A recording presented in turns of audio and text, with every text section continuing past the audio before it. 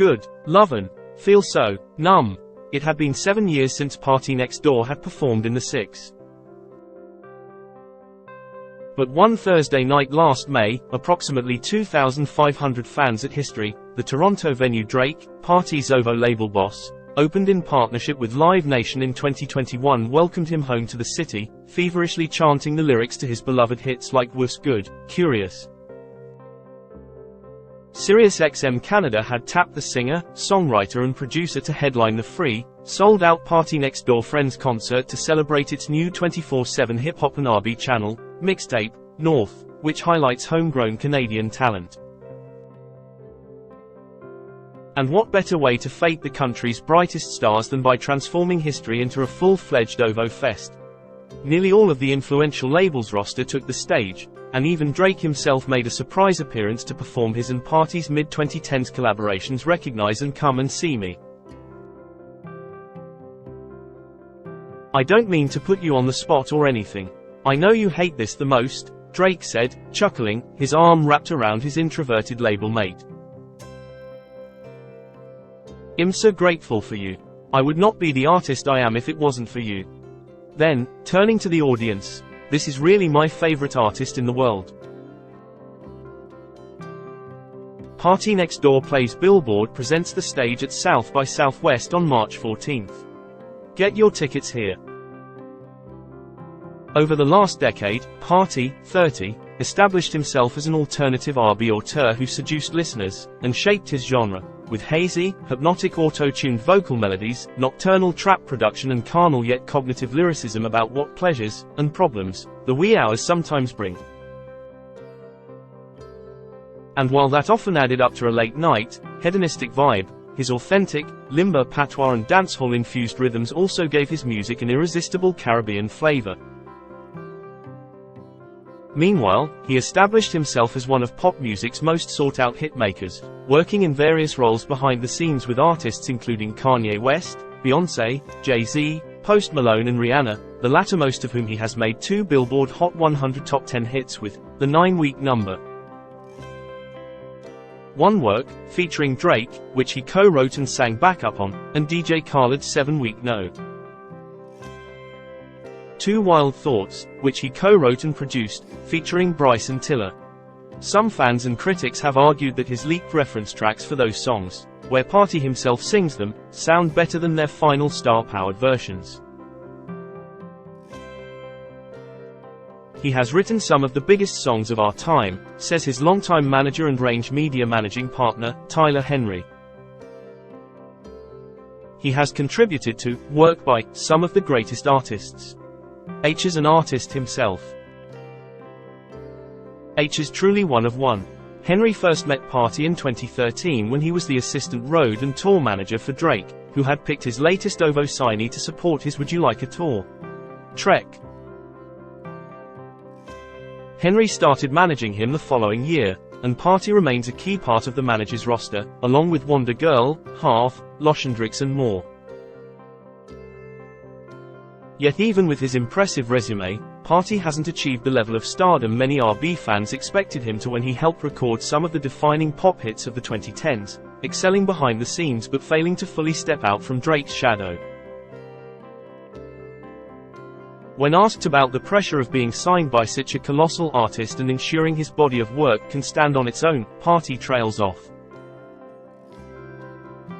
Despite previously expressing superstar ambitions, it seems like he has had to recalibrate his career goals. "I'm just keeping the main thing," Party says. "The only thing that's important, that has changed my life, is dropping music. I'm not worried about the fame." Speaking today in Los Angeles, wearing a simple, textured black hoodie, matching sweats and white Nike Air Force Ones, he certainly doesn't seem like an attention seeker. But he does sport one flashy accessory, a silver pendant chain with a cartoon rendering of a girl sticking her tongue out, a gift from Drake celebrating their members-only collaboration from his latest Billboard 200 topping album, For All the Dogs. Drake has the same one, Party says proudly. The rap titan's co-sign increased awareness, and with that, scrutiny, of Party. But his frequent absences from the public eye, he has only put out 3 solo albums, in 2014, 2016 and 2020, have also made it hard for fans to stay engaged with his releases or know what H is up to. If H is put in front of a laptop, Party says, he'll make a full album. If it's that easy, then why does he disappear for years in between each one? I get into relationships and then music becomes second, he admits matter-of-factly. I think I'm going to take a break from relationships, a long break, and just get back to making music. Of course, those same relationships often ensure Party has plenty of songwriting material to work with when he makes his way back to the studio. After you and a girl break up, does she know she'll eventually become the subject of a PartyNextDoor song? I ask. I think everyone knows that, he responds smugly. Relationships, frivolous or serious, are the common thread throughout Party's music. He says he approaches his songs from a me and her perspective, creating the intimacy that's also required for the prime PartyNextDoor listening experience.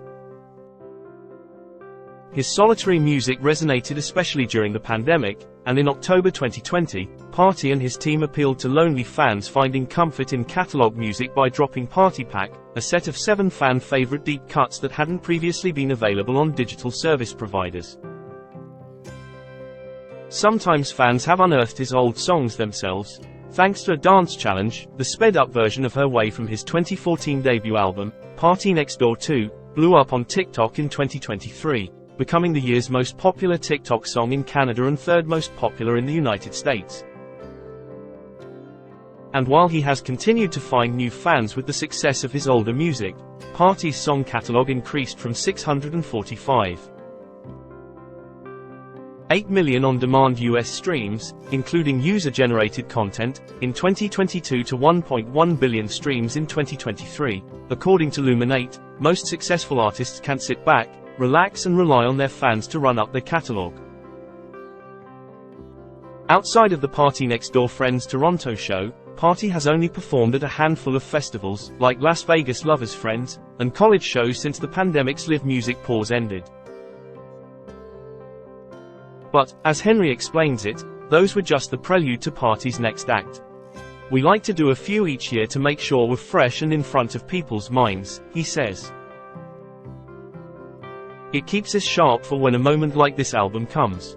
That album is his upcoming 4th full-length, PartyNextDoor 4P4 for short. And while there's no release date set, Party promises it's his most focused project yet. This is the hardest I've ever worked on an album. This is the proudest I've felt, he says.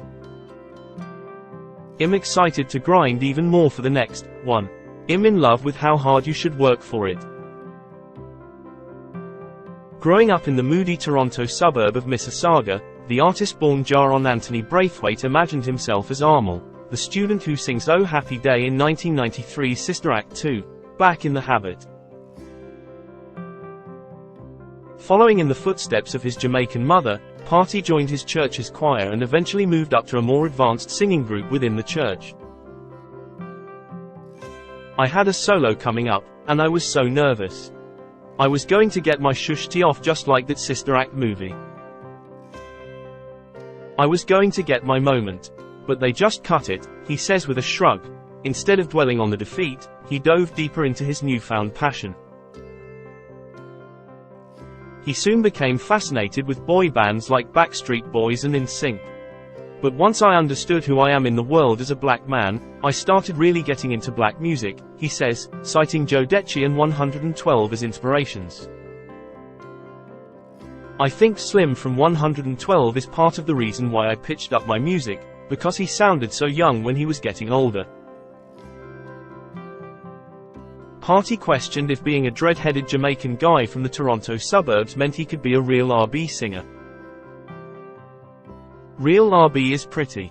It's six-pack, it's shaven head, low fade, he says. But at 16 he tried his luck, dropping out of school and moving to Los Angeles, after posting his first songs to MySpace under the name Jaron B. They included cheeky, upbeat tracks like Monica Follow Me Back, which he made to persuade a girl named Monica to follow him back on Twitter. He succeeded, as well as somber, piano-driven ballads like Daughters, describing how a drug-fueled hookup led to an accidental pregnancy.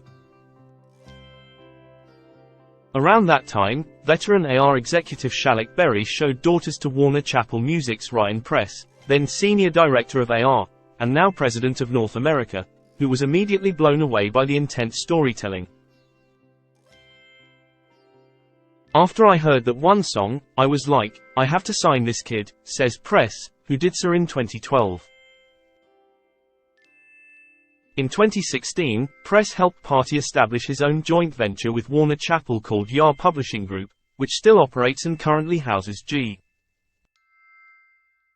Rye, Prep Bijan, Fwesh and Alex Lustig. The lattermost also has a partnership with OVO president Mr. Morgan's publishing company, M3 Ent. "Hey, man, if you're stepping into this side of the business, you're dealing with people's livelihoods," Press recalls telling the young musician. "We got to handle business properly. You got to have the same passion for them that I have for you." Party took the advice to heart. He wanted to create an ecosystem that other great talent could thrive and be successful under, Henry adds, noting that Party even made sure one of his signees worked on a big record before assisting him in securing a pretty large six-figure publishing deal. But as much as Party loved helping other creatives get their shine, he was still waiting for his turn. Getting his singing career off the ground had been a struggle. As a preteen, he tried out for the Canadian music competition series The Next Star but was cut. He remembers gushing during one of the taped interviews for the show about how he wanted to sing like Aubrey Graham. The person recording him was an actor on Degrassi. "And he laughed at me. H is like, Drake, the one who makes music in my dressing room. I was like, yeah, I think H is the best ever." Years later, Party would take his stage name from the Florida studio software audio filter titled PartyNextDoor, which reminded him of OVO co-founder Noah 40 Shabib's dark, brooding production. When he first heard the effect, Party recalls, "I was just like, this is me. I'm going to make all my music sound like this." Once Party started taking meetings with labels, fellow Jamaican-Canadian producer and frequent Drake collaborator Boy 1DA caught wind of it and ran the artist's name up the OVO flagpole. When Drake and 40 eventually invited Party to the studio, "We just meshed," he says. Party became the first recording artist signed to OVO in 2013, and the label opted for a low-key yet fitting announcement. His track Make a Mill was posted on the OVO blog, the digital hotbed for new talent that ultimately transformed into the boutique label it is today. Throughout OVO's history, some have questioned the way the label supports its artists not named Drake. Drake and the OVO team declined to even be interviewed for this story. In 2016, a noisy headline asked, "Is OVO Sound a hip-hop label or Drake's personal hit factory?" And upon joining OVO, Party did support his label boss immediately. He provided background vocals for Own It and Come Through on Drake's 2013 album, Nothing Was the Same, and produced and co-wrote Legend, Preach and Wednesday Night interlude on 2015's If You're Reading This It's Too Late, featuring on the latter two songs. 2 months before Nothing Was the Same, Party dropped his self-titled debut EP, which earned rave reviews and yielded the Miguel sampling classic Break from Toronto. The following year, PartyNextDoor 2 cracked the top 20 of the Billboard 200. However, in the subsequent years, Party's output grew less frequent and his allure dwindled. In a 2015 PartyNextDoor Fader cover story, built around the musician's first ever interview, OVO co-founder and Drake manager Oliver El Khatib said that part of OVO's ethos was restricting access to its artists and letting the music speak for itself. But while that air of mystery maintains OVO's cool reputation, banking on Drake's star power to draw in new fans can keep the rest of his label mates in his orbit at the expense of their own career growth. While Party's artist career hung in the balance, his songwriting vocation took off. press says he was always in Party's ear about possibly working with Rihanna because of their shared Caribbean heritage. When the star, who at the time was also signed to Warner Chappell, hosted a writing camp for what would become her 2016 album, Anti, at her Malibu, Caliph home in 2015, press called up Party to come through. Despite being in a house full of other competing songwriters and producers, Party insisted that he spend time alone with her so he could make songs that fit her vibe. I remember her telling us she was drinking vodka and water at that time. I had never seen Party drink vodka until that night. I think he even smoked a cigarette because she had smoked, Henry says of the night the two made work. The song became Anti's biggest hit, with 1.6 billion official on-demand US streams. Seeing the way he spoke to her and the questions he asked and the way he fully submersed himself into her identity was what made the song special. And he does it with all the artists he works with. He doesn't write these generic songs that we try to find a home for. He writes them very purposefully for that artist. While work reigned atop the Hot 100 in March 2016, Party finally got his own breakthrough as an artist with the Drake-assisted Come and See Me. The song earned Party his debut Hot 100 entry as a lead artist, peaking at number 55, and yielded his first Grammy Award nod, for Best R&B Song. He was also up for Album of the Year for contributing to Drake's Views. Come and See Me has become the biggest streaming song from his catalog, with 854. 2 million official on-demand US streams. Finally, it seemed Party the artist was stepping firmly out of Drake's shadow. Even though the rapper was featured on the track, it was unquestionably a spotlight for his signee. Come and See Me earned Party the recognition he craved. But solo fame turned out to be less gratifying than he'd thought it would be. In 2017, the year before Kanye West released his 8th studio album, Ye, he invited Party to his Yeezy studio in Calabasas, Caliph, and gave him the freedom and space to create whatever he pleased, offering no indication as to what he might eventually do with it. So Party was surprised when, as he listened to Ye along with millions of others upon its June 2018 release, he heard one of his Calabasas freestyles. The song, Ghost Town, had additional vocals from Kid Cudi and 070 Shake, but only credited Party as a featured artist. I didn't know what he was going to do with it. It's different when I have no creative control. It is raw. Someday, he sings in a similar fashion to his recorded vocals. He initially felt caught off guard, but became appreciative of West's trust in his talent. It wasn't about working with PartyNextDoor. It was just about liking what I did creatively, he says. Ghost Town reached number 16 on the Hot 100 Party's highest charting hit on the all-genre list. The way West used Party's sketch to make Ghost Town startled him because, when it comes to his own music, Party pays attention to every painstaking detail. H is the most meticulous and thorough person I've ever met, Henry says. Hell spends 6 months mixing a song or fly to Toronto 4 times just to work with 40 to get it right. Party, however, admits he didn't have that laser focus when making his last 2 studio albums, PartyNextDoor 3 and Party Mobile. I was still handling that shushty-like demos, he says, adding that he wasn't using everything I learned as a producer, as a writer, as an engineer. Even though rough freestyles like 2014's Persian Rugs, one of the Luzi's later included on Party Pack, proved he didn't need polished records to develop a robust fanbase, he vows to never cheat on the quality of his art again. On P4's forthcoming single, Real Woman, Party resharpens those creative tools, layering his vocals with bright, twinkling synths, trap hi-hats and a backing choir.